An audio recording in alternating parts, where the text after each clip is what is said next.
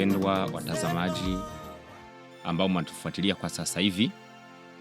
Kwanza tunamshukuru Mungu kwa asubuhi ya leo, kwa Mungu kutupa neema na kibali ili tuweze kuwa hapa katika kipindi chetu Rudi kwenye misingi ya imani.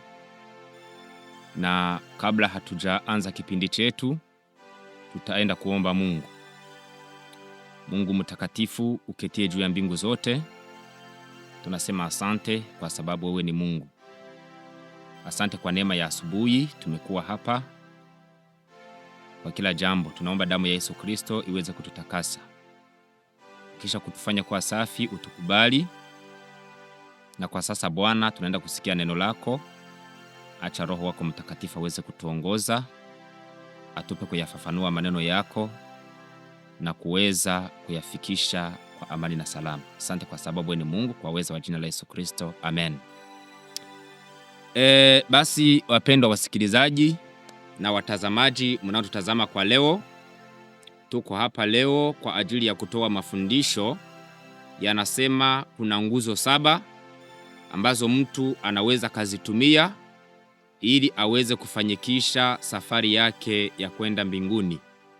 Hizo nguzo 7 ni nguzo ambazo unaweza ukazitumia kiasi kwamba unaweza ukawa imara katika imani pasipo kuyumbishwa na jambo lolote.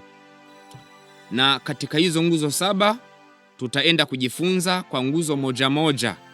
Ni hatua ambazo unaweza ukazifanya, na hakikisha ya kwamba haya mafundisho yanawahusu tu wale ambao tayari wamekwisha kumwamini Kristo, wale ambao tayari wamekwisha kuamua safari ya kwenda mbinguni. Hao ndio wanaohusika na haya mafundisho. Kama wewe kabla hujaamua, haina sababu ya kufuatilia haya mafundisho, wala kama wewe bado hujakuwa Mkristo, ninawaza atakuwa hayakuhusu. Lakini kama una uamuzi, na kama tayari wewe ni Mkristo, kama tayari wewe ni mtumishi, kama tayari wewe ni mwimbaji, unaweza kufuatilia haya mafundisho kwa sababu yatakuwa yanakuhusu. Basi jambo la kwanza lenye mtu anapaswa kuwa nalo katika maisha ya Ukristo ili kuweza kufanyikisha safari yake ni jambo linaitwa kujitambua. Ili uweze kufanyikisha jambo lolote katika maisha ya kawaida au katika maisha ambayo ni ya kiroho, katika safari ya kwenda mbinguni, kwanza lazima utambue kwamba wewe ni nani. Ujijue Mungu amekuita kufanya huduma gani. Lakini japokuwa huduma ipo, malengo yako ni yapi, na wewe ni nani katika macho ya Mungu, na wewe ni nani katika ulimwengu huu ambao tunaishi ndani. Bwana Yesu apewe sifa. Kwa hiyo tunaposoma maandiko matakatifu, tunawaona watu wengi ambao tayari wameweza kufanyikisha safari yao ya kwenda mbinguni au safari ya kumtumikia Mungu. Lakini jambo la kwanza, walikuwa watu wenye kujitambua. Walikuwa watu wenye wanajijua, watu wenye kufahamu kwamba mimi ni nani na yeye Mungu amemuita kuwa nani. Kwa hivyo tutajisaidia na maandiko matakatifu katika kitabu cha Wafalme wa Pili sura yake ya 5 mstari wake wa 8 ili tuweze kuangalia ni namna gani ambapo watu wengi waliomtumikia Mungu waliweza kufanyikisha safari zao, na kisha Bwana akaweza kuwapa nguvu na kuwafanyikisha. Bwana Yesu asifiwe. Inasema hivi: ikawa Elisha yule mtu wa Mungu aliposikia kwamba mfalme wa Israeli ameyararua mavazi yake, ndipo akatuma mtu kwa mfalme akisema, mbona umerarua mavazi yako? Na aje sasa kwangu mimi, naye atajua ya kuwa yule nabii katika Israeli. Naye atajua ya kuwa yuko nabii katika Israeli. Bwana Yesu apewe sifa. Hizi habari ni habari za nabii Elisha, wakati ambao wana wa Israeli walipokamatwa mateka, wakamchukua binti mmoja kumpeleka huko.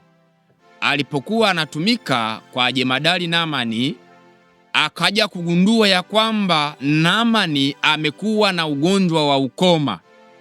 Japokuwa yeye alikuwa ni askari anayeaminika na yanajulikana kwamba yeye mara nyingi huwa analeta ushindi, lakini alikuwa na hilo tatizo la ukoma. Ndipo yule mtoto mateka akamjulisha kwamba huko kwetu Israeli yupo nabii wa Bwana ambaye anaweza kumsaidia bwana wangu.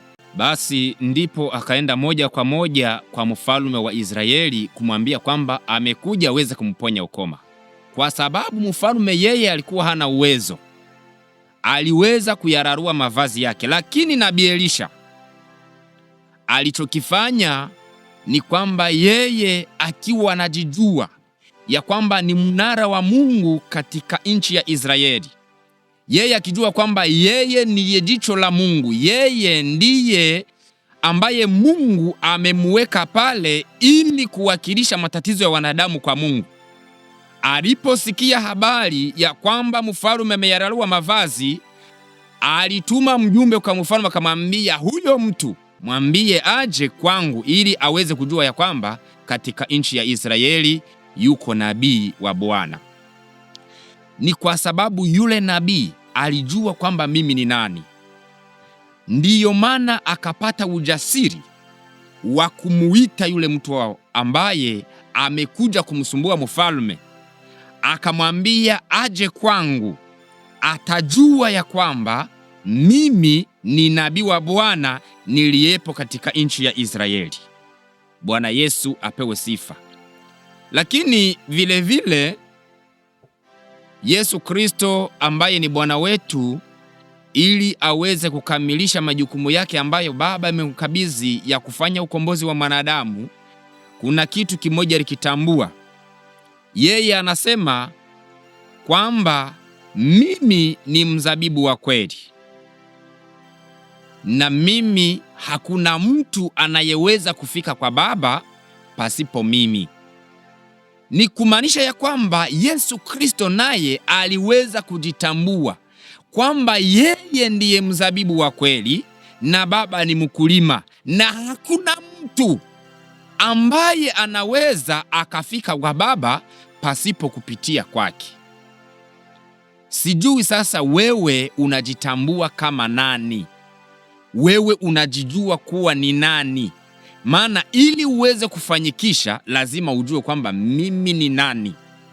Pale jaribu linapotokea, pale unapopata shida, pale unapoinukiwa na maadui, pale unapoona kwamba Mungu iko kimya kwa ajili yako, unapoomba ukasikia vilele vyote, njia zimefungwa za kujibu maombi, lakini lazima ujue kwamba mimi ni nani ili uweze kufanyikisha kwa safari yako.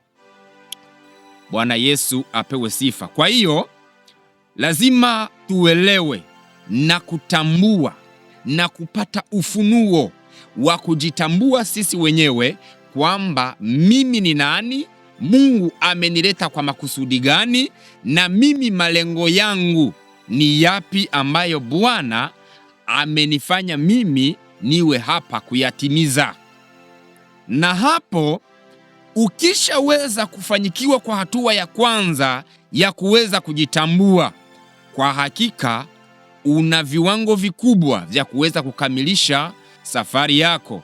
Maana ukijitambua, ujue kwamba manabii wote na mitume wote walioweza kufanyikisha makusudi na malengo ya Mungu ambayo Mungu ameyaweka mbele zao, walikuwa na jambo la kwanza la kujitambua, kutambua ya kwamba mimi ni nani na mimi nimewekewa kusudi gani. Na hapo utaweza kufanyikisha safari yako pamoja na Kristo ambaye yeye ni Bwana wa safari. Mungu aweze kuwabariki. Amen.